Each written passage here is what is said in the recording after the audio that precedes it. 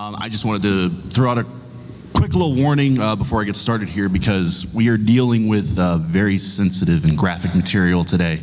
The Vietnam War was not a very pretty affair at all. Very much violent, graphic, and we are going to be going over topics such as violent assault, both in terms of physical and sexual.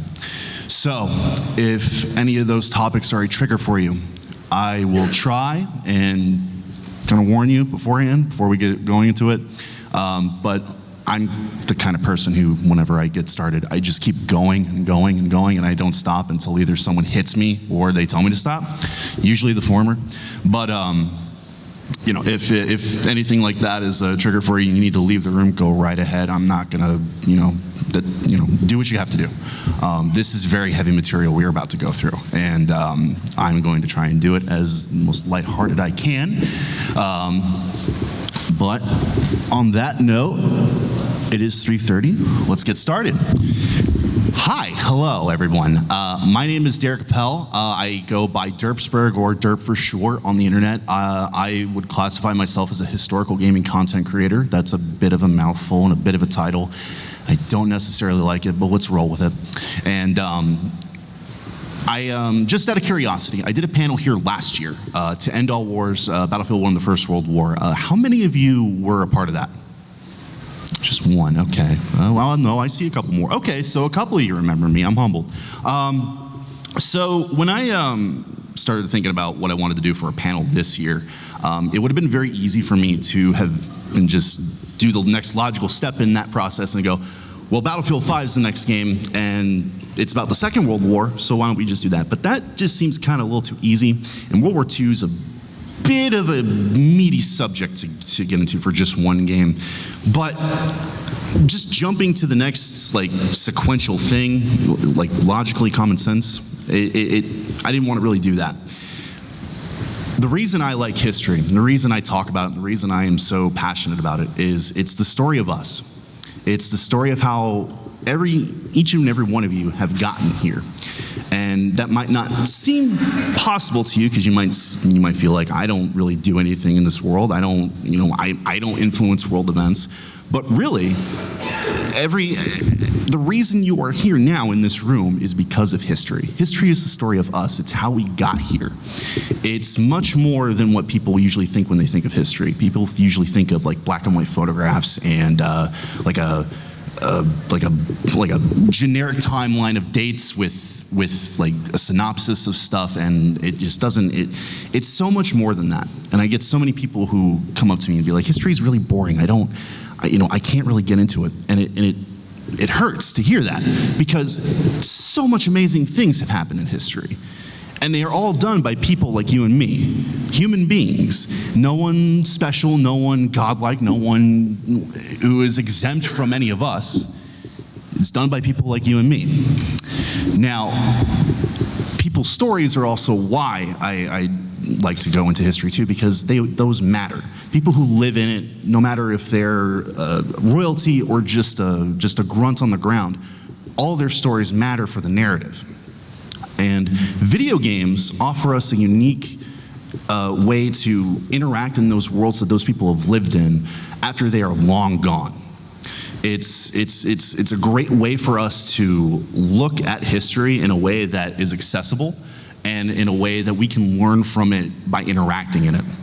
Part of the reason why I got into history was going into World War II video games. Those were huge back in the early 2000s when I was a kid, and they were huge solely part of the reason because of 9/11 and the whole rising kind of nationalist, patriotic, jingoism, whatever term you want to use. And that's the reason why it kind of got popular, because World War II is the quintessential moral conflict. It is one of the few wars in human history where there is ostensibly a good side and an evil side. There's a minority that would argue the specifics of that. Don't listen to that minority, though those are called Nazis. But World War II is easy for video games, because in a video game, you are the hero of your story. I have to reset this because I'm talking too much. you're the hero of the story in your video game most of the time. You're the protagonist, you're the hero, you do all the things in the game to win the day, beat the villain, all that stuff. And World War II is perfect for that. Nobody argues that the Third Reich had to be stopped. Nobody argues that fascist Italy shouldn't be stopped, or imperialist Japan. People do argue that, but again, we don't pay attention to them. And so when you look at other kinds of wars, like Vietnam, for example, there's a very, very, very unique challenge in portraying that conflict correctly. And so that is why we are here today, because there are a series of video games that portray the Vietnam War. Interestingly enough, they kind of happened just after that big trend of World War II games started happening in the early 2000s. And we'll get into that a little bit later. But first, I want to ask a question to the audience, and I want you to shout your answer up at me. When you hear the word Vietnam, as an American citizen, if you're non-American, you can participate in this too. As someone who has lived in this country and is born in it, what does the word Vietnam mean to you? Like, what is the word that comes up into your mind in response to it? Failure. War crimes. Failure, war crimes, good. We're on a very good track right now. Very good track. Protest songs. Protest songs. Music, that's a very good point. One of the most important things in Vietnam is the whole counterculture movement. And it's born out of that war, and the reason why it's so major and so important in our country's culture is because of Vietnam. It's colored by it. It's colored by the people who experience it and who are coming home. Now, there's a lot of words you can associate with Vietnam, but there's one word I like to use, and that is tragedy. This entire sequence of events we are about to go through is one of the most tragic and heartbreaking events of the 20th century. Mainly because it didn't need to happen. It really didn't need to happen. And there were multiple times over the course of decades where we could have just looked at it and said, let's stop this. Because this is gonna get a whole lot worse. And if we don't stop it, who knows what'll happen. But then no one stopped it. And then look where we are now. Before we get into the history of it, because that's the bit I'm really want to get into, we're going to talk about the games first, because the games are our entry point. Those are, when we play a game that is about a historical event or anything that we're not aware of, that's our entry point. That's our first impression of that. How many people here have played games like Assassin's Creed who have never had any interest in Renaissance Italy or the Middle Ages or any of those kind of periods that those games are set in? And when you play them, you start getting a feel of it and going, yeah, I really dig this. I want to learn more about that. That's the great thing about games. It'll hook you in like that. But for Vietnam, not so much. Now, where we're going to start at in our timeline here is going to be in 2003-ish. Now, we're going to be, specifically, we're looking at between 2003 and 2005, because this is when Vietnam games, they were all shooters. Those were the ones that were trending. There was very big talk around this time period in video game magazines. I specifically remember an article. I don't remember if it was Electronic Gaming Monthly or Game Informer, but they were talking about how Vietnam games were going to be the next step from World War II. That was going to be the next big trend, next jumping point, because people are going to want something that's similar, but it looks different enough that it's fresh and new, and they'll buy the game, and people will make more money, and capitalism runs its course. But there is a difference between, chasing a cash cow for the sake of chasing a cash cow and making something tangible and something that respects the material. Shell Shock Nom 67 is not that at all. This was one of the first big games that came out, and it's interesting to say the least. It's published by Eidos, developed by Guerrilla Games. You would know them more for Killzone. But these guys made this, and because PowerPoint was kind of a bitch to do, we're gonna go and do some video gameplay just so I can show you what the game actually looks like. A lot of these don't have sound because these old games they're kind of hard to find footage of, and it's a pain in the ass to record footage of it yourself because these games are so old and none of them run on Windows 10, and it's annoying. But Shell Shock was one of those games where it takes, I don't know why this is taking forever to load, but I'll go on regardless. Shell Shock was one of those games where it takes the kind of tropes you expect from media that portrays Vietnam and like turning it up to 11. Mostly the whole violent war crimes, everyone sucks, every soldier is a piece of shit or a drug addict, and there's a mechanic in the game between missions where you go back to base, and you go around, you talk to different soldiers, you get some dialogue options, and there's a roped off area of the base where I should say fenced off by barbed wire fences, and it's a bunch of tree houses where a bunch of Vietnamese prostitutes live, and you can sleep with them in weird, I would love to show you, but unfortunately I can't now, and even if I did show you, I probably wouldn't be invited back. So we're not gonna do that. We're gonna go right back to the PowerPoint. Now, yeah, there we go. So, and that's kind of the trend with a lot of Vietnam games. They tend to exploit those tropes. And it's weird to call them tropes because they were very real problems. The American military went through incredible just things that they've never had to deal with before, like major drug use within their soldiers. It was rampant, and it didn't help that a lot of groups used the military to traffic drugs out of Vietnam into the country. If any of you have seen the movie American Gangster, that is a focal plot point in that movie. And it happened. It was real. And it's such a, these games don't tell that story to show you what it is. They don't tell you that story to be like, hey, this is what happened. This is why it happened. And maybe when you know that these events happened, you can know that, hey, maybe they won't happen again because I know it happened.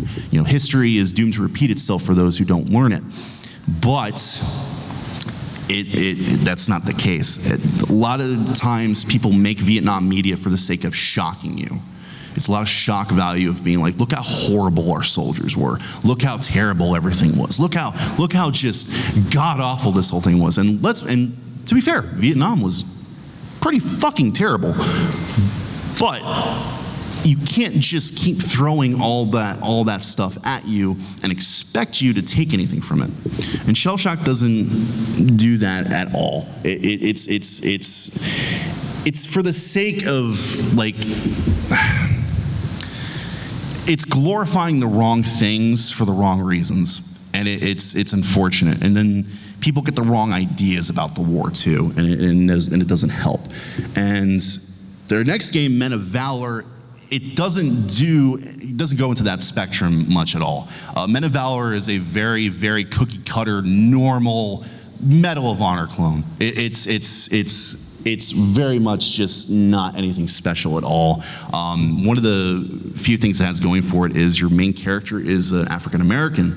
And it kind of touches on that whole aspect because again, the civil rights movement was happening at the same time as this. Multiple huge things in this country were happening alongside Vietnam, and that's why it's so important to learn about for us. But that's another aspect of the whole epic that is Vietnam that isn't touched in this game.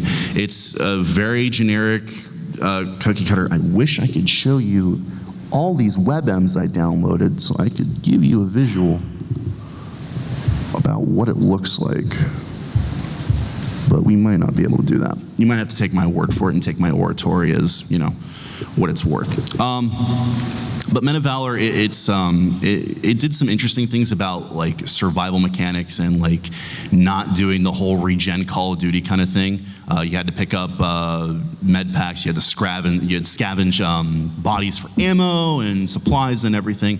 And it kind of did some things right in terms of depicting jungle fighting. You run into ambushes a lot, but it's very much just, we have these things, it's a checklist. You get ambushed in a jungle, check. You fight in a way, check. You start the game playing basketball with your buddies, check. All right, it's cool, ship it, we're done. It doesn't lead to anything special. And we're just going to give up on the whole video idea and go back to this so you have nice things to look at. Our next game is Viet Cong. Now, Viet Cong does a couple of things differently. It goes for a more realistic kind of bent. When you go through missions in this game, not a lot of action is happening immediately.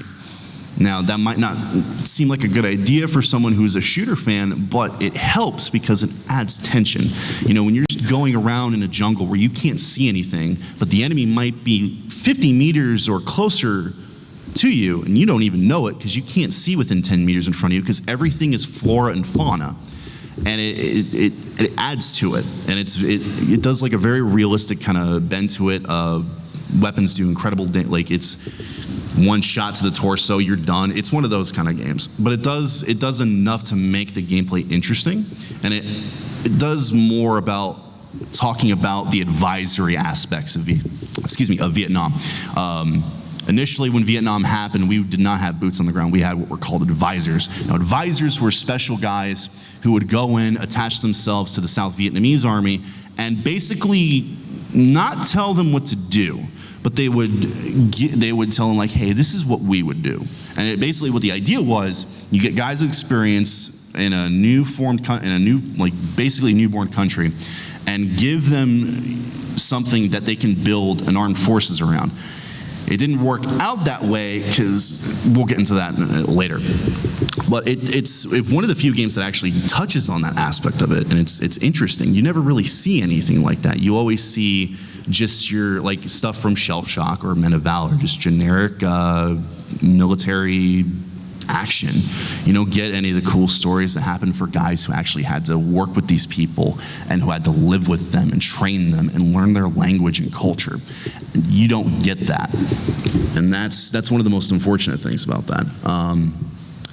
Our next game, it's not going to be anything that much special. Conflict Vietnam. If any of you remember the Conflict series, I don't know. These were a series of games that were, again, early 2000s military shooters.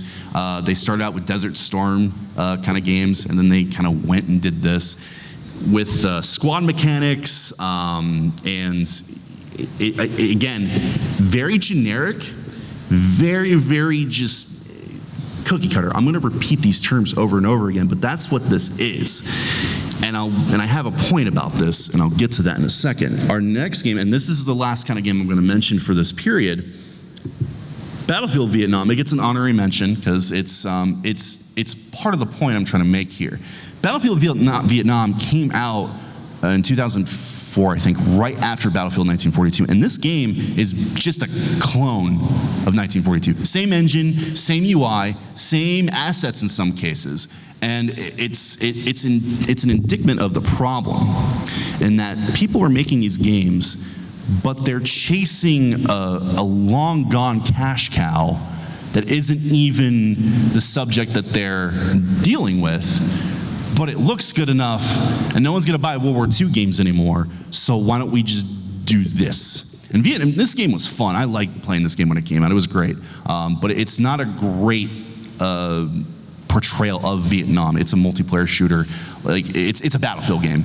Nothing in Battlefield is historically accurate ever at all. You don't need to worry about that with those games. Now, just to put a period on this point that Vietnam games are just World War II games in a different skin, I'm going to show you 3 different screenshots. These are from random games, and I want you to tell me which one is the World War II game. So we have 1. Take a good look at it. 2. And 3. Now, that's all of them together. If you know what it is, you can shout it out. Second one, 2. Third one.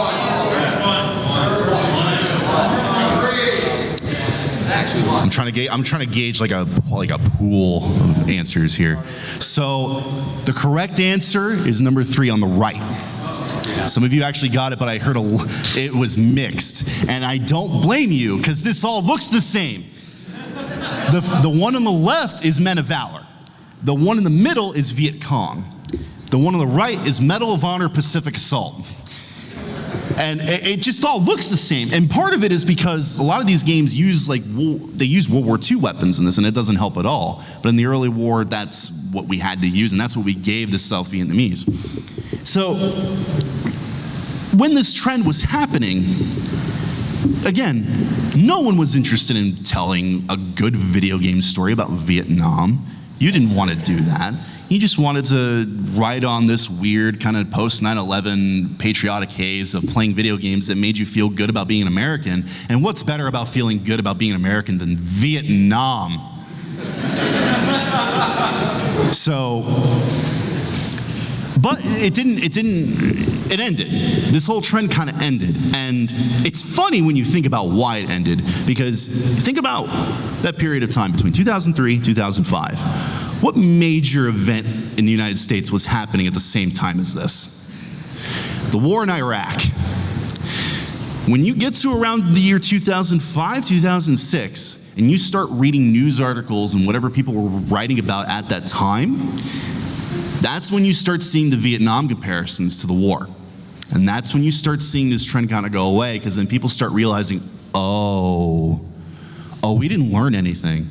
And and you don't see another big AAA release that's set in Vietnam until 2010 with Call of Duty Black Ops, which we're not going to mention because it does the same thing that Shell Shock does, and it exploits the violent shock value tropes that Vietnam media has to get you invested.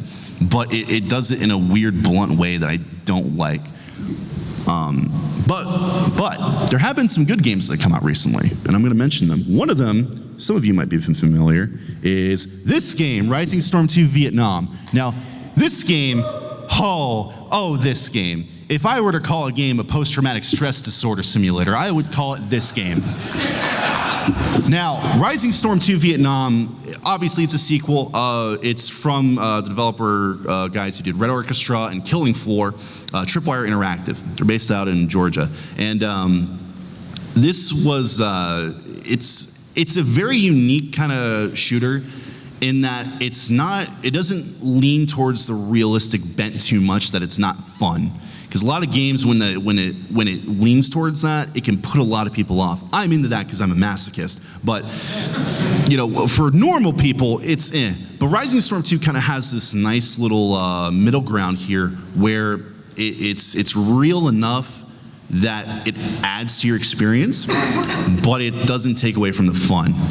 I'm going to try to attempt this one more time because we actually got this playing before, and this one actually has sound. So. Let's see if this works. Yeah! Just gonna let that play for a little bit. Just give you an idea of what you can deal with playing this game. Now, the combat is very, very brutal, very, very quick. It does the whole thing where weapons do incredible damage to you. You're a human being. Human beings are fragile physically. And any rifle shots that you get in the center, like dead torso, your head, obviously you're done. If you get hit in your limbs, you can't handle things or do anything or run correctly. It limits you. And death happens very quick in this game. Very, very, very, very quick. Out of nowhere and repeatedly. It gets to the point where every time you play this game, you just give up. You just go and go, I'm not going to try and survive this. I'm dead. And in a way, that's brilliant. Because that's what happens in combat. When you put yourself in a situation, I never served, so I don't know personally. But from what I've gathered from people who I do know, who have gone through that experience, as well as, the countless memoirs and whatever people have written about it, it's constant stress. You are being put under stress day in and day out, every single day. That adrenal gland is going off every day. It's not supposed to go off every day. It's only supposed to go off in emergencies. So when that emergency starts happening multiple times a day, that does bad things to you. And I think you get the idea here. It's part of it is also the sound. Like, Recon is in the air. A lot of AAA games don't do firearm sounds justice. It sounds very post-processed and very fake. How many people have here have fired an actual firearm? Okay, a lot of you. Okay, so you know, guns are fucking loud. And if you don't put ear protection on, they could deafen you, very literally so. And it's one of the great reasons why I love about this game is that it has that sound design at it. It sounds unnatural, but it sounds chaotic. It sounds unholy. It's hellish. Combat in this game is incredibly brutal. And also, you don't really see it in this video, but characters in the game, when they get shot and they're dead, they still keep talking. You hear horrible, horrible things happen from corpses out on the map where they're crying for their mothers and they're dying. And these voice actors are doing the work to make sure you believe that, oh God, this man is bleeding to death with his guts out and he's crying for his mother. It adds so much to the experience. It's not a complete faithful portrayal. It's a great way to show you how like fast and violent combat is in that era, or just combat in general. But it does its job very well. And another game, and this is the last game we're going to look at here before we go into the actual history, is a recent game that came out, and I found it really interesting because it takes a genre and it twists it. It's called Radio Commander. Now, Radio Commander is a little indie game you can get on Steam, and it's an RTS.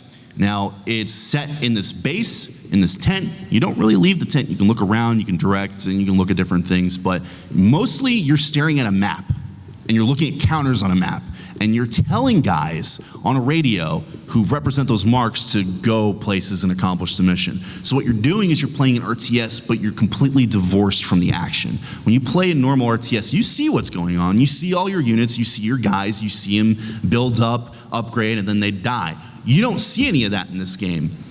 And it adds to it. It adds to the mystery of it, because when things go wrong, things go horribly wrong, and they go horribly wrong because of you. Because you're the one ordering these guys to go into these places and do their job. And when the things go wrong and people start dying, it's on you. That's an experience that many, many people had to go through in this war, in all wars. But it doesn't make it even less so in this. It's great. It's not perfect. The voice acting is, I would love to have an example for it, because it's literally just a guy just going, Papa Bear. Like, it's literally just that, and it's just like, you really couldn't, I know you're an indie game on Steam, but you couldn't get someone better who just do it for the exposure at least. But that's pretty much, there's more games, but those are kind of like the big, most well-known ones. And while there are some exceptions, especially in the later cases, but for the most part, these games don't do a good job of telling the story about the war. And this war is a hell of a story. It goes beyond what people normally think it lasted. Americans think that the war went from 64 to 75 when the Marines landed at Da Nang. This war had been going on long before that, and it had been going on since probably about the end of the Second World War. And this is where our story begins. Now, I'm going to do a little disclosure before I go into this. I'm not a historian. I do this for the fun of it because I'm passionate about it and I love it, so I just love talking about it. I don't have any academia or a fancy piece of paper telling me that I'm credited to talk about this stuff and therefore I'm someone to listen to. So keep that in mind. Also, this is going to basically be the big Derp abridged version of the Vietnam War, so if there are things that I miss or I don't talk about, it's because I worked on this PowerPoint for 6 hours earlier today at a McDonald's, and I just, we're just gonna roll with it. So if the presentation goes on where I talk very much in detail about something small in 49, and then I just rush through everything at the end, that's just me.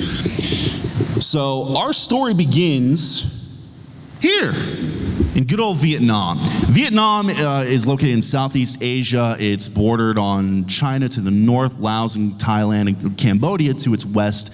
And Thailand is off to kind of its own little area right there, but Thailand isn't really important. Laos and Cambodia come up in our story later.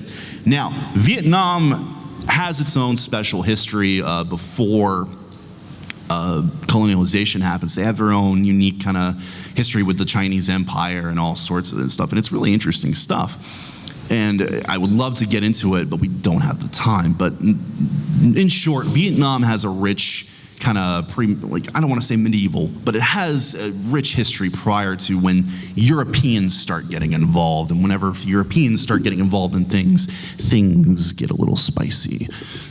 And what's better spicy than the French? So the French come by into Vietnam around the 1820s, and they quickly take over the area. They take over Laos, Vietnam, and Cambodia, and the colonial term for the region is Indochina. And that's what it's going to be known throughout most of the course of the story. France, and along with all the other great powers of Europe, when they colonize stuff, it's unique. And I kind of touched on this on my last panel at To End All Wars. Colonialization is a very, very important thing to learn about if you want to know the history of a lot of these countries, especially in Africa and Asia, where these places were put under subjugation by Great Britain, France, Germany, all sorts of European powers, and it affects all the people there. When France takes over, they kind of just treat Vietnam as just this kind of resort province. Like you can just go to Hanoi and get served very fancy tea by Vietnamese waitresses and everything like that. And it's mainly there to serve France's need for resources and material and all the great things that colonizing does. I say great with quotes. Please don't take that out of context. And this goes on for a while, and it gets to the point where, and we're talking about a period of history in the 19th century where it is an accepted science that the white race is superior, and its job is to uplift every other race on the globe to its status. And this was considered scientific fact, and the French did not back down on that. The French instilled this system of education in Vietnam where it was the French are your superiors, they are your betters, and you need to listen to what they say. This goes on until about 1918, around the end of the First World War, and we start seeing the wheels in motion happening of Vietnam's story in the 20th century. President Woodrow Wilson, who was the American president during the First World War and afterwards, preached a lot about nations following their own self-determination, like being able to have a country for your people and have your own nation, have your own say in your own destiny. So people like the Poles, people in Lithuania and the Baltics and stuff like that, when in all those conquered areas that used to be in the old empires before the First World War, they start coming out and getting their own countries. Woodrow Wilson gets a letter from this man right here, who has many names, but the name he is most known for is Ho Chi Minh. Ho Chi Minh was a revolutionary hero for Vietnam. He is basically the Vietnamese equivalent of George Washington. He is the father of that country. He is revered in that country, and justly so. He had just a knack for connecting with people and leveling with them and made them just more appealable to his people. He would insist on his fellow Vietnamese to call him Uncle Ho, which is an incredibly affectionate term that you wouldn't necessarily give to a person like Ho Chi Minh, who eventually becomes head of state of Vietnam for a period of time. But he does it anyways because it's part of his image, it's part of his cult of personality. And that's how he starts getting a big following. He writes a letter that I mentioned before to Woodrow Wilson, asking him to, when he's talking about all these things about national self-determination and people following their destiny, that Vietnam be included in that too. And Woodrow Wilson did not read that letter. And thus, the problem with Vietnam's independence exacerbates. More and more Vietnamese become distrustful and dissatisfied with French rule. And once World War II hits, things start getting a little interesting. Now, France capitulates during the Second World War very quickly, but Indochina and Vietnam, they stay under French control until about 1945, when this guy comes in and says, "Hi, you need to get out." And Japan invades Indochina, takes it over, and one of the things the Vietnamese people start seeing is that people like them are in charge now.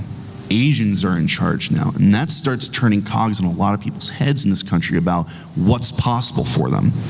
However, Imperial Japan, kind of, no. Like, if you didn't bow correctly to an officer on the street, they would behead you.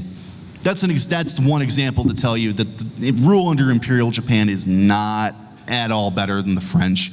In some ways, it's kind of worse. And so the Vietnamese start fighting back. And a group called the Viet Minh show up. And these guys start fighting in the north of Vietnam, and they're assisted initially, ironically, by us, by the Americans. The American OSS, which was the World War II predecessor to the CIA, drops operatives in Vietnam on the pretense of starting a prisoner escape system in the country, like down pilots, Allied prisoners of war, whatnot. But eventually they start getting roped into helping the Viet Minh kick the Japanese out. They give them weapons. Ho Chi Minh's life was actually saved by an OSS medic. Ironically enough, if that OSS medic was not there, Ho Chi Minh would have died, and who knows what the hell would have happened in this story without a figure like that going on. But nonetheless, and Ho Chi Minh liked Americans. He liked America. He based a lot of his ideas on what a Vietnamese nation would be, kind of alongside America's ideals, except for one little thing, and that's called communism. Now, that word is doesn't really mean anything to us these days. It's more of like, it's kind of like whatever. But for people back then, communism was a terrifying thing. It was a real threat for a lot of people. And people can argue the semantics of, well, that's not actually communism's fault, but it's whatever. I don't really care about that. What's happening in the Soviet Union and in the People's Republic of China is not, it's authoritarian dictatorships. It is not at all what their communist beliefs are preached to be.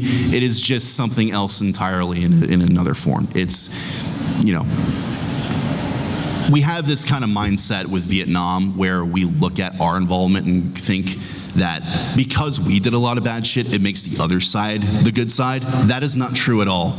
The North Vietnamese were an oppressive, murderous regime, but the South was as well.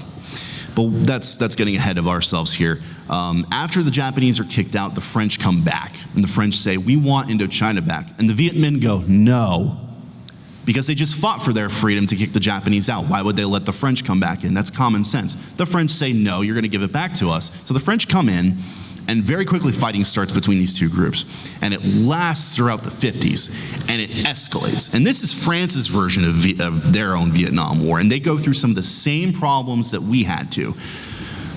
It all kind of just climaxes at this one point at this battle called Dien Bien Phu.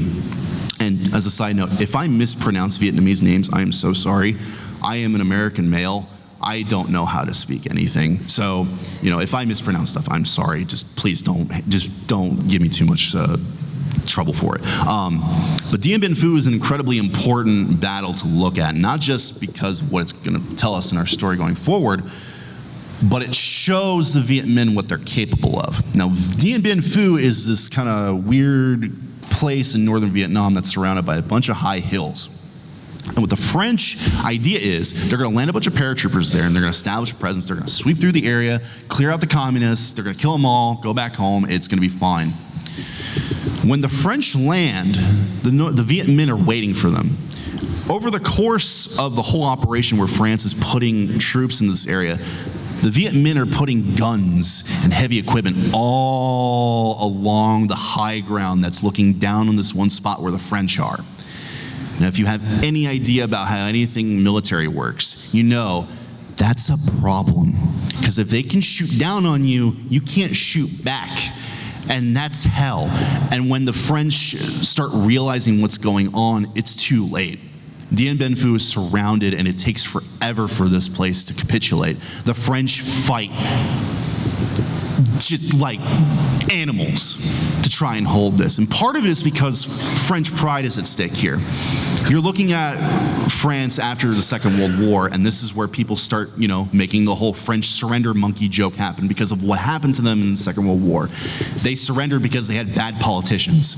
And so they're going forward with this, with that in the back of their minds, and thinking, we can't back down from this, because then they're gonna laugh at us and be like, well, that's just France, they just surrender anyways.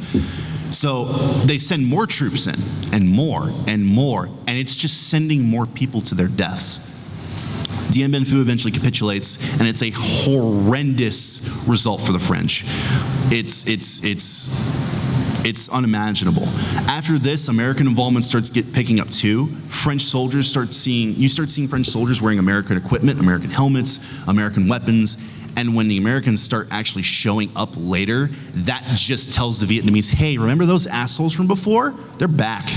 And it all just kind of piles on each other. After Dien Bien Phu and after all of that, a peace conference is held in Geneva, and what's called the Geneva Accords. And it's held between a bunch of the great powers, America, Britain, France, Soviet Union, China, and of course the two sides of Vietnam. Over the course of the French conflict, these two kind of halves of the country kind of organically form between the communist parts in the north and the more nationalist kind of sentiment-minded people in the south. And that's where it starts forming at that point. So during these accords, it's set down that there's going to be a division between the two halves at the, I forget what parallel line it is, but it's a number parallel, and they will hold a special advisory council for elections for the country to see who would want to unify on the north side with the communists or the south side with the nationalists. I don't want to say democratic because it's not a democratic country at all. But that's the people we're backing. The elections never happen. Tensions between the two sides just start firing off immediately. There is exoduses on both sides of the country, to and for, and that's when you start seeing the human cost of it start to surface. Because in Vietnamese culture, family is incredibly, incredibly, incredibly important. It is a centerpiece of their culture. And if you don't have a family, or if your family is out of order, that's not good for you. And when you have a civil war like this, families are the first thing to go. So people start losing family members who go off to join the communists or run south to join the nationalists. And the situation just starts getting worse. The South starts forming its own government, and it's looking like it just doesn't, nothing is really looking like anything is going to work. People are especially in the United States, are incredibly, incredibly worried that the North Vietnamese are going to take over the South, and it's going to lead to a huge communist wave into Southeast Asia. Again, communism was a real threat to these people at this time. One of the challenges about history is looking at events through the eyes of the people who lived in it. Because we look at historical events with the benefit of hindsight. We look back on these things and go, well, if they just didn't have done this, and this, and this, none of this would have happened. But they don't have that benefit. They have people who go through these events and have to make decisions, have to deal with what they have. And what these people were living through was the Cold War, which defined most of the 20th century. It's hard to think about why America gets involved in this and why it gets so worse. But you kind of can't blame them, because the whole thing about Vietnam is they don't want another China happening. China falls in 1949 to the communists, and that's a huge thing in the United States. There's a huge Red Scare, there's McCarthyism, all that stuff starts popping up, and people start wondering, when's the next China going to happen? What are the communists going to take next? So this fine gentleman right here, President Dwight D. Eisenhower, and I'm actually going to play a little game with you. If you had thought that this was President Dwight D. Eisenhower or your local QAnon follower, I would say yes to both. Now, Eisenhower he's the one who puts up the famous domino theory, in which that one domino falls, the rest will follow. So if one country falls to communism, the whole rest of them will fall. So obviously we have to stop that. Now, Eisenhower it's a lot of backroom stuff with him in terms of his policymaking with Vietnam. The one thing you have to take away from it is that none of the decisions made in back doors between Eisenhower and his administration, or anyone in the story on the American side, talks to anyone from South Vietnam at all, or has anyone who is an expert on Vietnamese matters in the room at all. It's just guys who are American politicians who probably don't know much about the area or the country or the people. They're briefed on it, but they don't really have any real knowledge on it, and they're making decisions that are affecting these people. Now, when Eisenhower gets out of office, he's replaced by one JFK, my dude. Now, funny thing about Eisenhower is that when he transitions to Kennedy, he tells Kennedy about the whole Indochina situation, but he doesn't mention Vietnam much because at the time it's not considered to be much of a problem. Eisenhower's big concern is Laos, which he called, and I quote, this is real, a nation of homosexuals. I don't know why. Kennedy kind of looked at him and just went, huh, okay, well, all right, that's cool, I guess. And they go from there. Kennedy starts, the problem in South Vietnam starts getting kind of out of hand.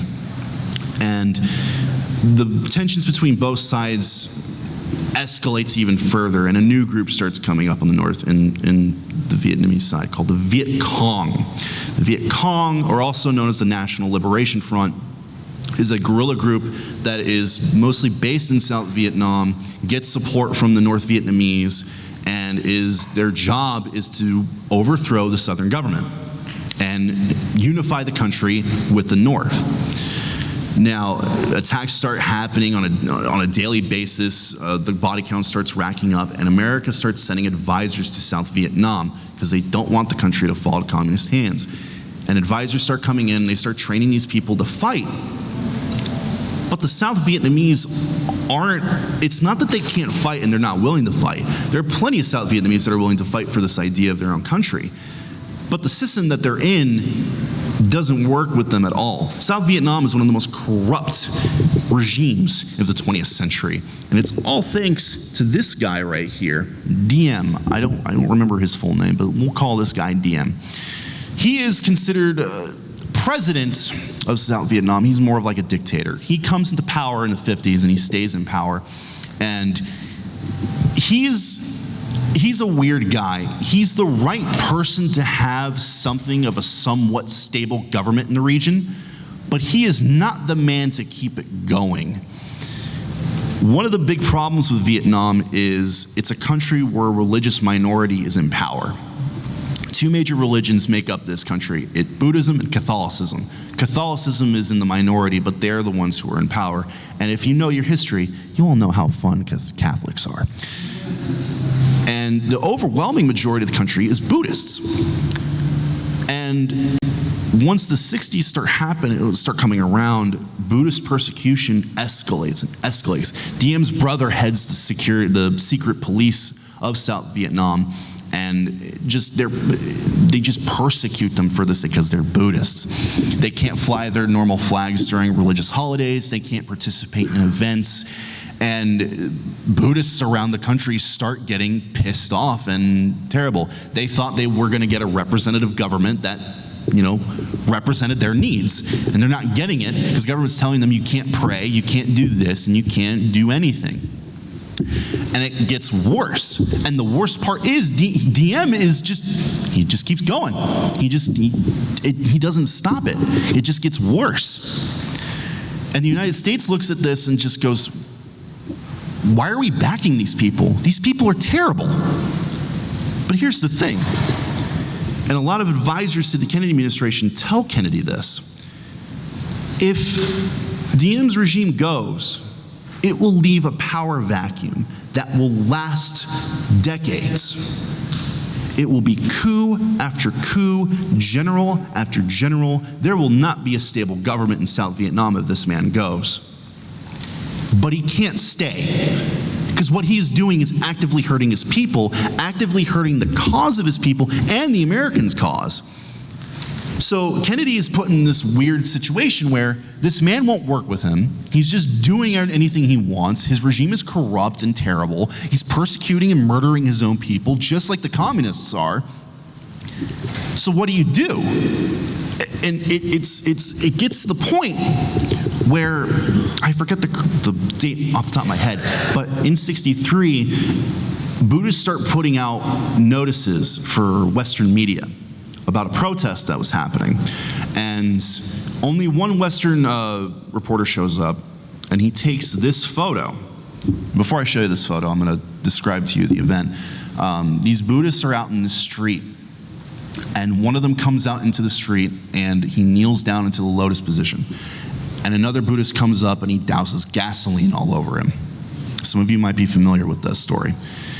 And the Buddhist himself, lying down, strikes a match, puts it on him, and he just sits there while he's burned to death.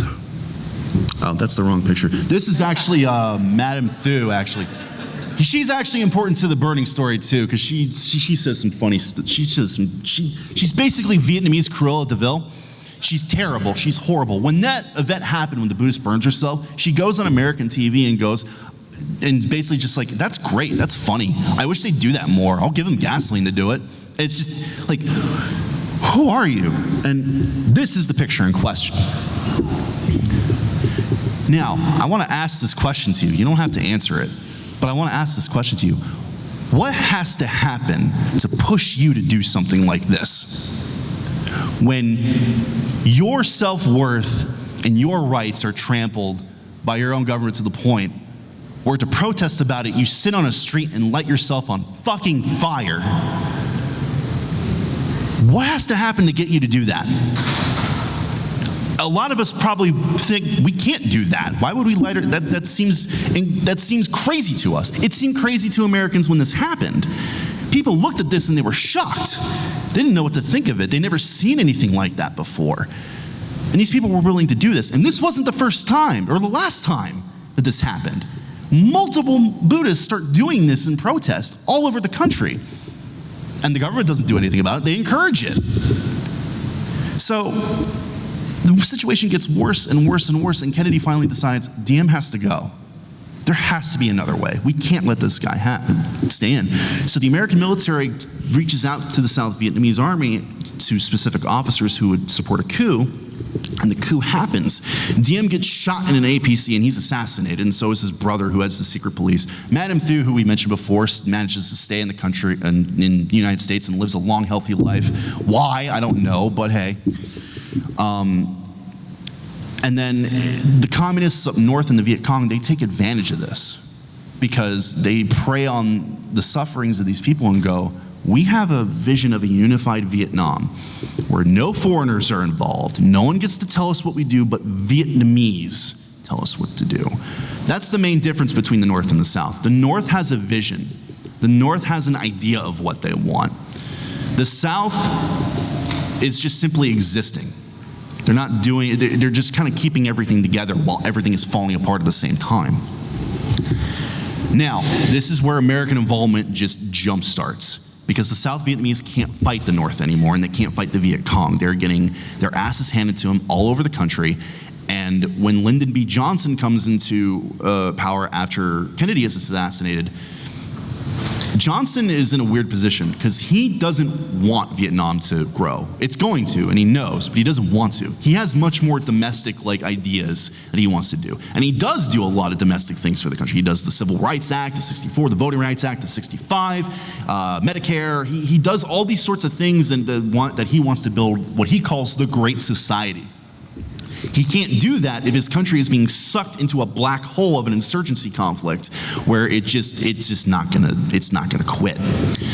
So the Marines land in Da Nang, and this is the first time American combat troops go in, not an advisory role, but combat troops whose job is to go out and kill people. Initially, they're out only to guard bases, but then that mission starts changing and changing otherwise. Now, the people in charge, General Westmoreland, who is in charge of American forces at the time, keeps asking for more troops because the situation is not getting any better. The Viet Cong are getting more and more braver and more rash with their attacks. The North Vietnamese are supplying these guys through the Ho Chi Minh Trail, through Laos and Cambodia. The situation is just getting worse. So more American troops start coming in, and no matter what, it just gets worse anyways. Combat in Vietnam, especially for, our guys who go in, it's a strange experience. Now keep in mind, a lot of these guys who are going in are people who have grown up through all the stories of World War II. This is the 60s. These are baby boomers. Now, before I go any further, I know boomers ruined the world. I know. I agree. Here's the thing. These people who lived in this era were some of the most idealistic people that this country has ever seen. A lot of these people truly, truly believed in what Kennedy said in his inauguration. Ask not what your country can do for you, ask what you can do for your country. So many people bought into that mindset of what can I do as an American to improve anything. So many civilians actually fly to Vietnam on relief missions and missionary missions and going to hamlets and trying to help these people out in a way that benefits them. And a lot of these guys who go sign up to fight and get sent over, they're on the belief that they're stopping evil communism from taking over. And they're bought on these stories from World War II and Korea about their fathers who have fought and going through all these heroic tales of fighting Nazis and evil. And so this is their turn. They're gonna go fight evil now, and they're gonna do their part for their country. And that's not what happens. The country is, a lot of guys who went talk about how beautiful the country is at first, especially the people, just everything about the country is just idyllic. And one of the guys, Philip Caputo, the guy who wrote A Rumor of War, he said when he was interviewed in the PBS Ken Burns Vietnam War documentary, he described Vietnamese women as angels. And that's kind of what the mindset was with all these guys here. They're in a foreign land. They don't know the language, they don't know the people, but it's so wonderful and exotic and out there, it just kind of reels them in. And then they start fighting the Viet Cong. And the Viet Cong don't know any mercy. They're one of the most ruthless and efficient guerrilla forces that military history has seen. Resilient people, these people could live off of rotted rice and roots they could find on the ground for weeks and months, move through the jungle, do their job, engage the Americans, kill a bunch of them, and then leave. Fighting in this conflict was terrifying and stressful for American soldiers because it's not what they were told. There was, in my research of this, there was a trend amongst Vietnamese veterans, North Vietnamese veterans, mind you, who described killing their first American. And they would talk about how they would be in their position, they would do the deed, they'd shoot the guy, he'd fall down, job's done. But then they start hearing crying and weeping, and that's the Americans' buddies. This is a multiple thing that came up throughout all the course of looking at these memoirs, and it is interesting. When you're in a combat situation as a soldier, you don't think that the first thing you do when you see a buddy go down is you start crying. But that's what these people did. They didn't know any better, and they're going into a situation that they were not prepared for, and it's heartbreaking, and it affects them deeply. You know, especially with an enemy that just doesn't quit and is so ingenious on not trying to wipe you out, but to hurt you as much as possible. One of the favorite kind of traps that the Viet Cong would put in the jungle is bungee traps, so like sharpened bamboo sticks, put it into a pit, cover it up. They would cover the sharpened bamboo stakes with human shit. The idea being that if it punctures you, it's gonna get infected and it's gonna take longer for you to recover. You could also die, which, hey, that works too. But if you have to sit in a hospital and suck up resources for you to get better, that's even better, especially when you do it on a wide-scale basis because it's more taxing for your enemy. And it's incredibly brutal, incredibly violent. Like I said, combat is an incredible stress. It's just stress.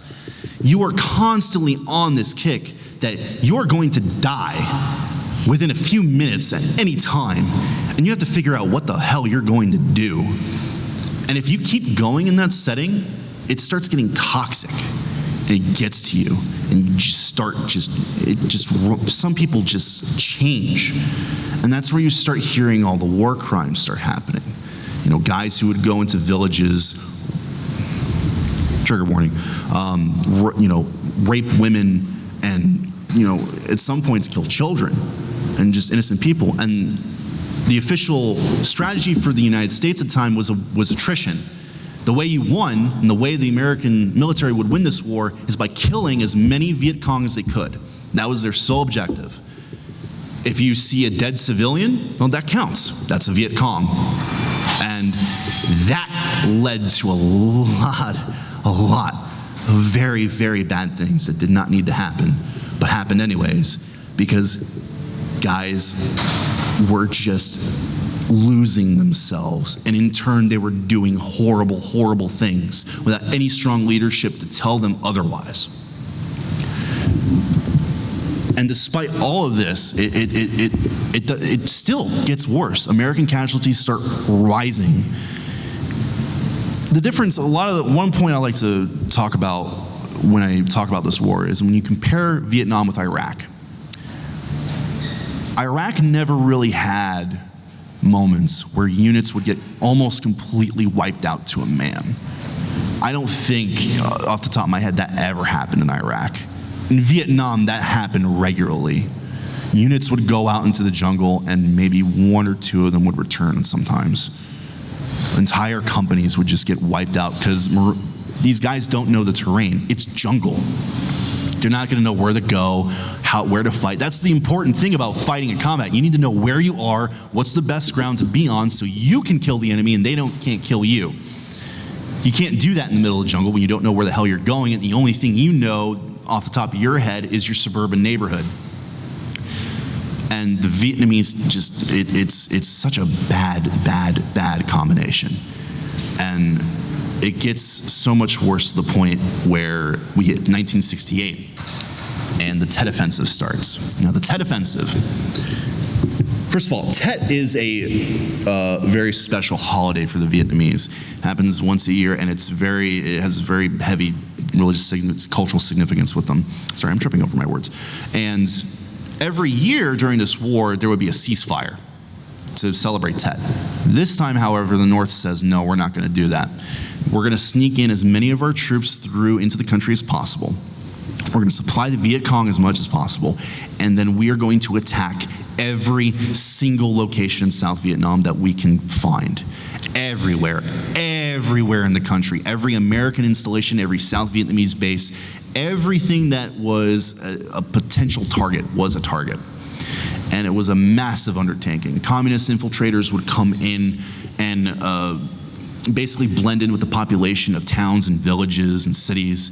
They would mark out families and guys who were serving the government, and they would feed that information to the guys waiting out in the hills.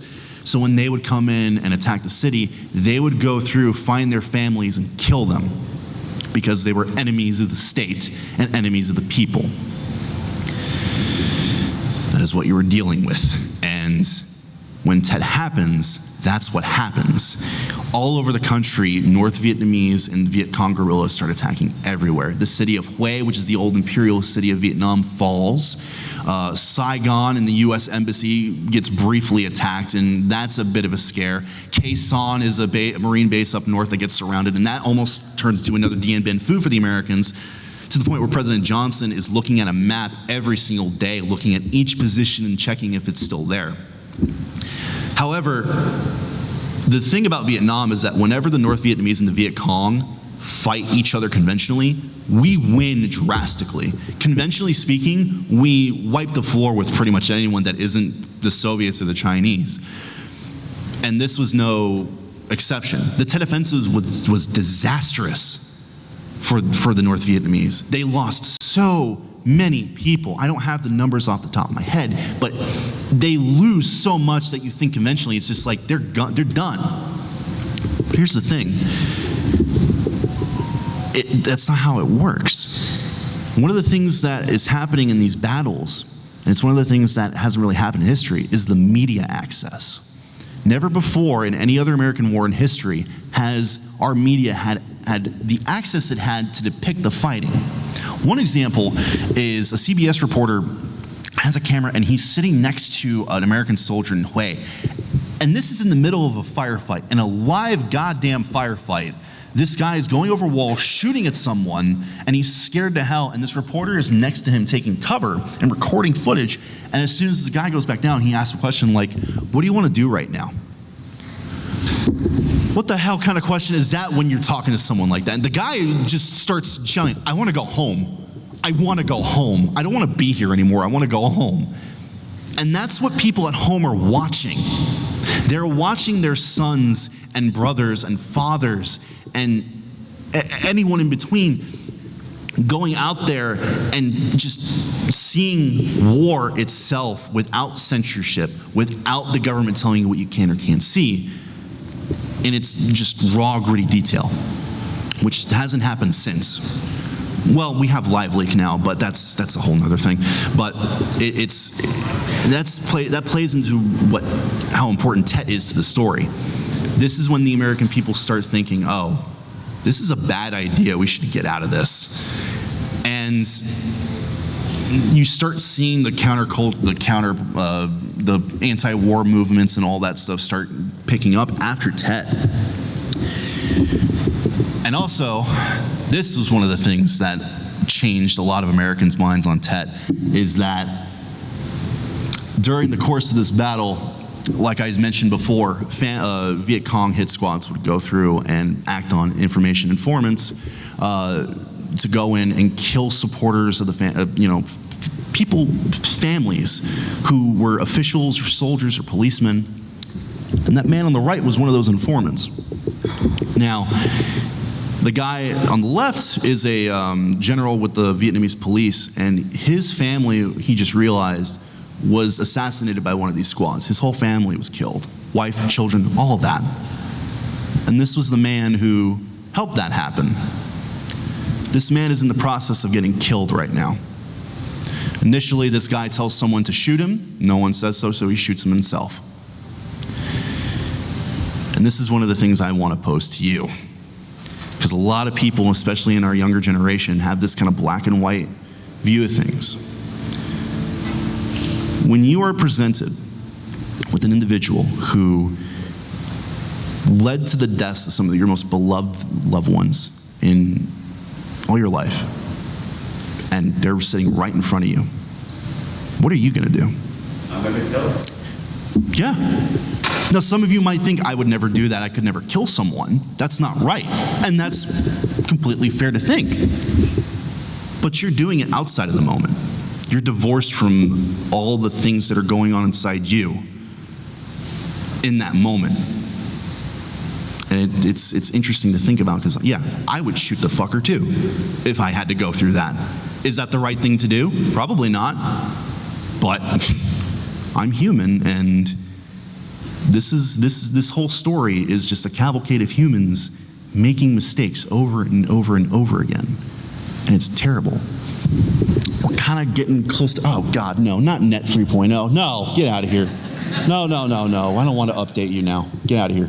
So this was one of the big things that changed people's attitudes about the war. And it's, seeing a man getting shot in the head on live TV can change some opinions. We are kind of running out of time, so I'm just gonna go and, this asshole came into power, and fuck him. Nixon came into power, he starts enacting all these policies to put more power to the ARVN, but then he goes and invades Laos and Cambodia because reasons, and it just makes the situation worse. The air campaign starts going off and Laos becomes the most bombed country in the world, and that's awesome. I say that sarcastically. Yeah, please don't turn that against me. And it's just terrible. But at the same time, events are happening where the war starts coming to a close for Americans. Nixon starts pulling troops out, and it's a gradual, slow change, but then it starts happening. And by the time 73 happens, a peace agreement is signed. The Americans will leave Vietnam. They're not going to have any direct involvement. They won't help any direct involvement with the Vietnamese at all. And the North Vietnamese will stay, and they'll figure out a situation later. 2 years later, the North Vietnamese invade anyways, and they take over the country.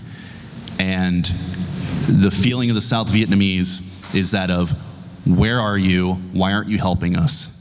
Because all those things I told you about earlier, where communists were going in, killing families, burying village chiefs alive, killing people because they were an enemy of the state, regardless if they were innocent or not, happens all across the country. And oh God, I didn't even get to talk about Kent State yet. Oh geez, okay. Well, Kent State was bad. You can look it up. Just National Guardsmen, people were protesting the My Lai massacre, and National Guardsmen just decided to open fire into a crowd, killed 4 students, and it made things 10 times worse. This is a photo from a Vietnam Veterans Against the War protest. This is famous because they're throwing their medals that they earned from the war over a barrier towards the Capitol building. If you're familiar with American politics, John Kerry was a big figurehead of this movement, and he participated in this specific one. And God, I wish I had more time to talk about this stuff. I'm just not doing it a service. But it's this whole conflict, and for us, is just terrible. For Americans especially, because for us, when we are raised on this idea that we're the good guys, we won both world wars and saved Europe and did all these great things and rebuilt it with the Marshall Plan and or defending the Western world against communism. And then you get signed up to this fight, and then you're burning down people's homes and shooting civilians because someone tells you to rack up a body count to make some guy in an air-conditioned office in Saigon feel happy. This war was a traumatic event for our people, for our country. It fills all those check marks. It's just it is a traumatic event, especially since the way we've dealt with it since then. Nobody talked about this war after it ended. Nobody did. It was considered taboo to even mention it. Veterans who would come home would get spit on and chastised and all sorts of horrible shit. And especially when you go into the army to serve your country with ideas in your head that I'm gonna be like my grandfather and my father and serve and be a hero, and then you're told that you're a child murderer when all you've done is sit in a hole in a jungle for 2 years and manage to survive. What does that do to you? What does that do to you coming home? That's horrible. Like I said, it's a giant traumatic event.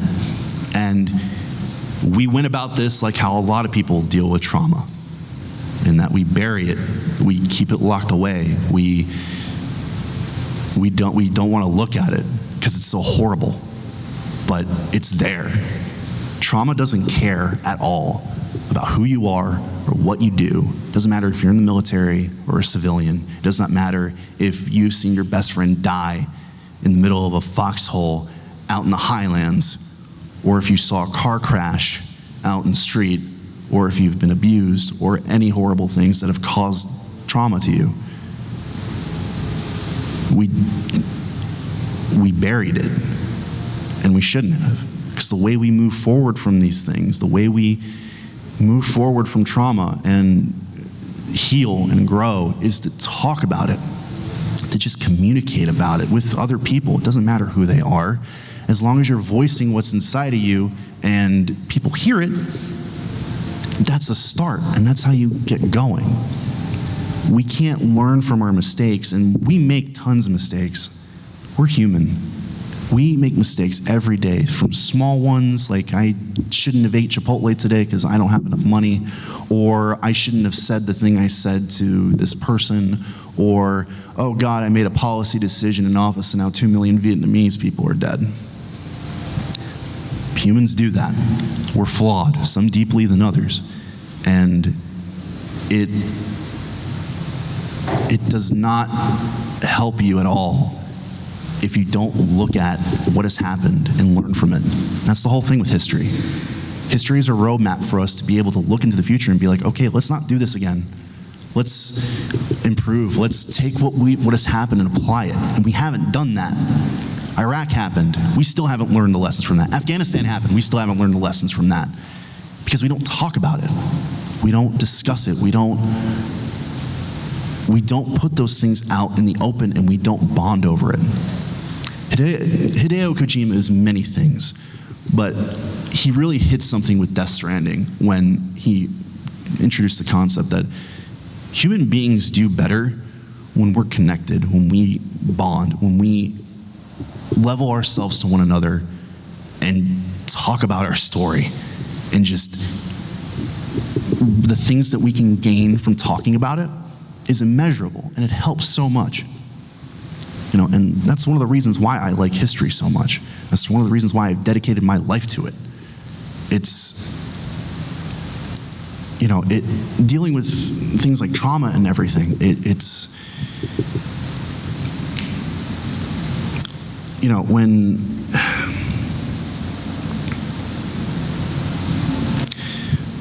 when you suffer through these kind of things and, you know, you think that there's not like any hope for you, you know, like you don't think that this is it for me.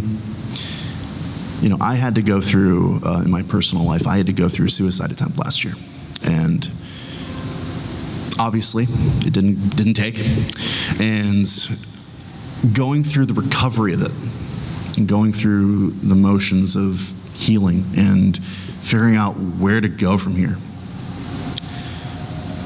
It wasn't the question of like, you know, when's the next time I'm gonna try it?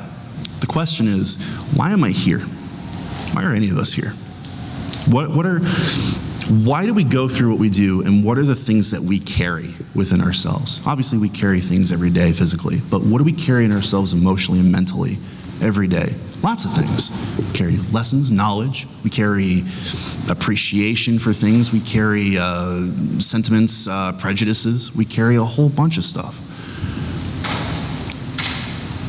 And one of the things that I want people to think about when you talk about these sorts of things is, what can you take out of this? What are some things that you can carry with you to be able to better yourself and to grow and enhance yourself when you move along life? And, you know, I came upon this tweet last year, and it was, I don't know if any military Twitter people are here, but it's from Angry Staff Officer. And he did a thing that I've basically made my life ethos. And it starts with a Terry Pratchett quote. And I'm going to butcher this quote, so please don't yell at me. But it's something to the effect of, "Don't you know a man is not dead if you still speak his name?" And that hit me very, very hard.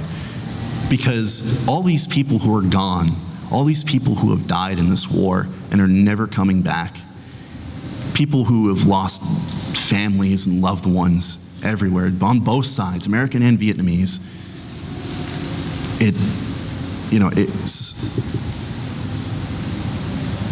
it's like a giant void. Like, you go through all this loss and all this torment and terrible things, and they're not gone though. They're gone physically, but as long as you speak their names and as long as you talk about them, as long as you talk about these things, they're still alive.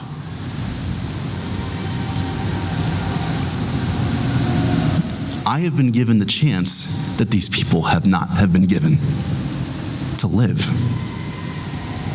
So I'm going to speak their names. Until the day I die, I will always speak their names, because who else will? I hope some of you will, but, or anyone. I think more people should do that. But we can't move on from things like Vietnam, and we can't move on from things like trauma if we don't talk about it, and if we don't open ourselves to it. Because if we don't, and we just let it sit, you're not living, you're existing. And living is so much better. It might not seem that way, but trust me, it very much is. And I really hope that some of you take the time. I know MAGFest time is incredibly precious to everyone here. It's only one weekend, and it's the best goddamn weekend of the year, and we only have some limited time for it. But if you wanted to take anything from this at all, I would hope you take the time, go take the Uber or Lyft out to the National Mall, go see the memorial, go see the Vietnam Memorial. I wept when I saw it, seeing the way it's presented and just the gravitas it has. Being able to see the cost and the names, and just, it's powerful. And that's what history is. History is not the ramblings of old people pining for a better world or a better time. History is not boring stories from grandparents. History is us. And I really wish games would just do better at portraying it. They are. There's some good ones out there, but I feel like if more and more people in our area, in our chosen hobby, would take these lessons and apply it to ourselves, then maybe we can start having games that do portray it and do the material justice. Not just the material, but the people who lived it. That's the biggest disservice, doing these games like this where all it does is service a product. It does a disservice to the people who lived through it and had to experience it and had their lives shaped because of it. And the day we start getting games that actively portrays that and gives you that kind of story, that is the day when history in games is going to be very, very good. Kind of had to rush through all that, so sorry, missed a whole bunch of stuff. We have a few minutes. If anyone here has a question, there's a microphone right in the middle. If you have anything to say or ask, you feel free to go about it. If not, we actually have 10 minutes. Well, whatever. But if you have any questions, go ahead and come up to the podium. We'll milk this for whatever it's worth. Hi, can you speak, so a lot of this is talking about games of war made for civilian audiences, and there's a whole other topic of like games that are made to help soldiers reacclimatize to everyday life. But for this, there seems to be kind of a disparity between the fetishization of war with some of those earlier games and kind of like a real, more emulator. Can you speak to your opinion of video games as a medium to create empathy for the experience of war and what that actually does for our society? Like, is that teaching us to experience, like have a pseudo experience, or kind of, because there's a just more of video, rambling question. Video games as a medium versus like books or something like that, where empathy is kind of more built in. Gotcha. Yeah. Thanks. So the question was, how can video games really kind of give you a chance to give you empathy for situations like that in terms of war and stuff? And games can do a very good job of that. If you have a good enough narrative and good enough characters, because again, video games, it's historical fiction. You know, you're building a fictionalized story. So when you're building a story, you have to have characters that are compelling and are human and that the audience can relate to and level with. So if you do that alone would be enough. If you like a character and you see them going through the trials and tribulations that Vietnam gives you, it adds urgency. It makes you care about that character because you don't want that character to die. But then characters like that are real people who do die.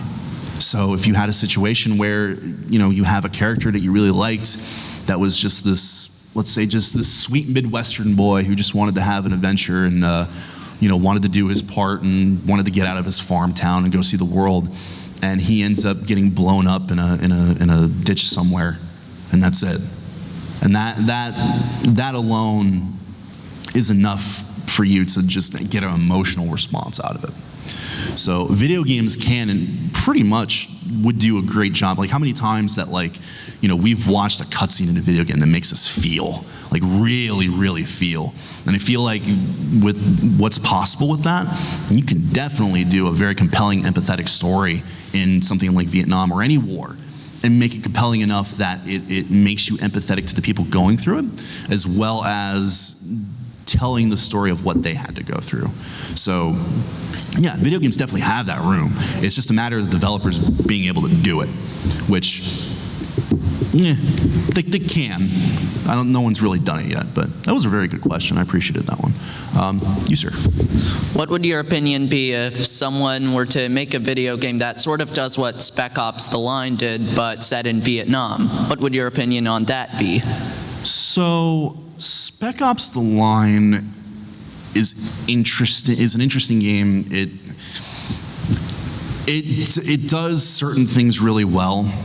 There's also a number of things where it's just kind of bashing you on the head with a hammer, where it's just like, hey, this is bad.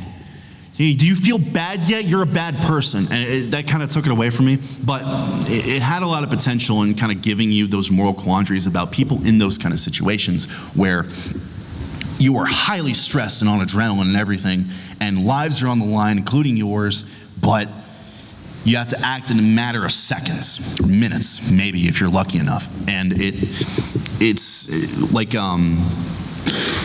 the part in Spec Ops: The Line where you're on the mortar and you're putting Willie Pete into people, and you eventually start. Willie Pete is the white phosphorus. For those of you who don't know, that's the white smoke that lights you on fire and does not stop burning. And it's also kind of a war crime to use, but we still kind of use it anyways. Don't listen. But you know, when you hit the family in doing that, that was one of those things where I felt like it was kind of bashing over the head a little bit too much. But those kind of aspects where you're willing to tell those and not pull any punches, that would work really well. I would love to see, and this kind of sounds masochistic, but I would love to see a video game try and portray the My Lai massacre. Or the My Lai massacre, whichever pronunciation. I can hear some of you going, oh God, why? It's important to be able to see the terrible things we do as human beings, what we are capable of. Because, what? A movie could do it, but a game is different because a game puts you in that situation in a way. It doesn't put you in fully, but it puts you enough that you feel like you are in it and you have stake in it. So if I'm controlling a character and I get an order from someone saying, hey, burn this hut down, and there's very obviously a family in there that's not Viet Cong, they don't have weapons, but I have to burn it down. I've been ordered to by my sergeant, I have to do it. So it's one of those things where like a game could force you into doing things that you don't necessarily want to do, but you have to, because you have to. There's some things you have to do in this life, and it sucks, but it's one of those things. But yeah, Spec Ops, things like Spec Ops: The Line, where it's able to pull that veneer, that curtain off of like fetishizing and glorifying war, and being able to show it for what it really is and what it does to people. It would be really cool to see someone do that treatment with Vietnam.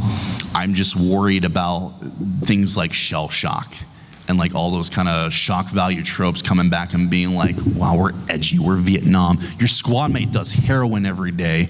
Wow, what a compelling experience. But yeah, I think if games took more cues from that would be really cool. That would be an interesting thing to see with Vietnam.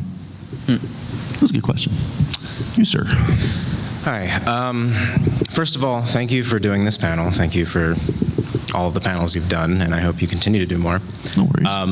Personally, my stepfather was in Vietnam, and he has talked as much as I think he can about his experiences. He was a medic.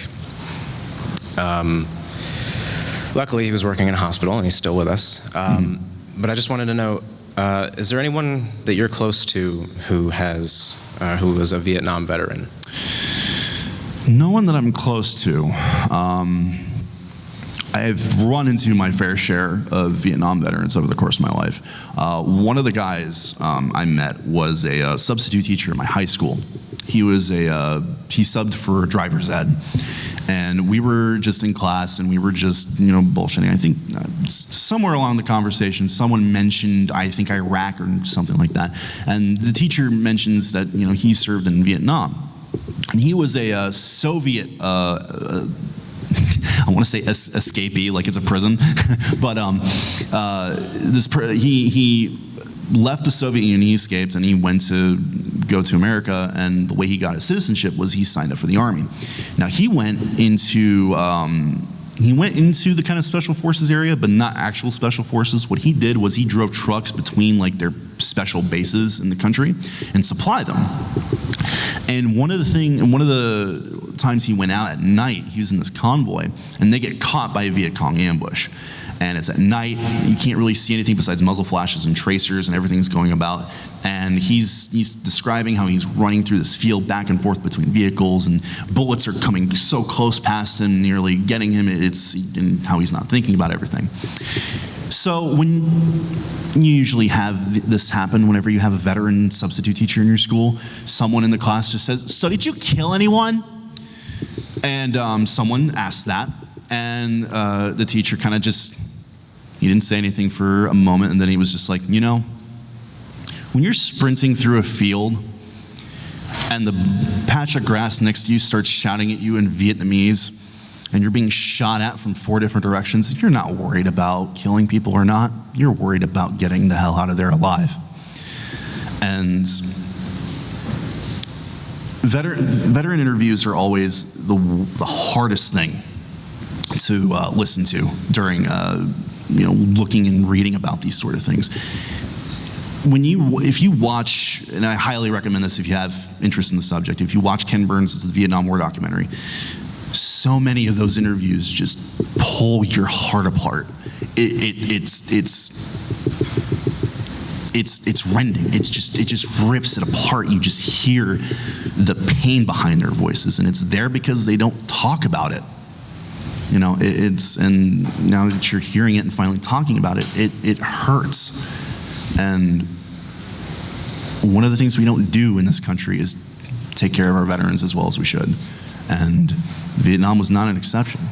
And I feel like, doing what we can now that the greatest generation is kind of dying out and our smaller and smaller nucleus of World War II veterans are going, Vietnam and Korea is, becoming, that's next up. So right now we have to focus on those stories and get them out as much as we can. Because if they don't tell them, it's lost to time. And if we don't know them, we can't learn from them. So, yeah, that's really the only personal experience I have with a veteran.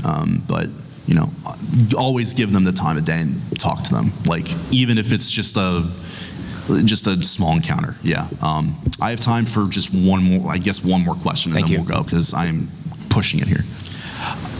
To play devil's advocate here, is it maybe one reason why there's not a lot of Vietnam games is because the unsatisfactory conclusion? It's very hard to make a compelling, it's easy when you can do a multiplayer game because you can divorce yourself from telling the story and putting all that narrative stuff in it, because it's divorced from it. You're essentially reenacting fighting in the war. You're not dealing with the issues of it, the people behind it, what their stories were, the reasons anything happened and everything. A lot of what Vietnam is makes a lot of people uncomfortable, especially Americans, because we still have this problem today of people being raised on this idea that America is this epitome of Western civilization, bastion of democracy, but we are just as bad as everyone, and we're very capable of doing that. And I think that's what makes a lot of people, especially Americans, uncomfortable with games. And it's hard to make a compelling game with that. Actually, what I mean is, when I say unsatisfactory conclusion, I mean the results that American lost and Vietnam won. I'm sorry, could you repeat that? As I said, at the end of the war, America lost and the Vietnamese won. The North Vietnamese won, yeah. It's That's what I mean by saying, like, so the outcome of it. The outcome of that. Well, considering that a lot of people insist that we won Vietnam for some reason, I don't know. I don't know, but yeah, in a way, I guess that would be something if we lost it. It's like, well, why do I want to play a game about a war that we lost? And you should play a game about a war that we lost. You should learn about our losses and everything that we have done wrong and bad, because that's how you learn. You don't learn anything by focusing on all the good stuff. You have to look at all of it. You don't learn from all your good experiences in life. You learn from all of it. Even the bad ones, even the horrible ones that keep you up at night, especially the ones that keep you up at night. So, I don't think that's a deterrent. I think that's more of a compelling way to hook someone in that. But yeah. Well, I think I am out of time. Yeah, I am 3 minutes over. So, I just want to say thank you all for coming out. It's truly humbling to see anyone show up for this. And like I said, if you have any time, please go see the memorial. It's worth it, even for a quick visit. And if you see me out on the con floor, by all means, come up to me and say hi. I can talk about this stuff all day. So if you want to learn more, just like anything like that. And also, if you want to follow any more of my exploits, I want to do more of this stuff in video form. So oh God, I can't do it anymore. All right, cool. So just follow Derpsburg on Twitter, YouTube, Twitch, and anything else. And if you really want to follow my exploits, I'd be truly humbled. But until then, everyone have a great day. Have a wonderful MAGFest.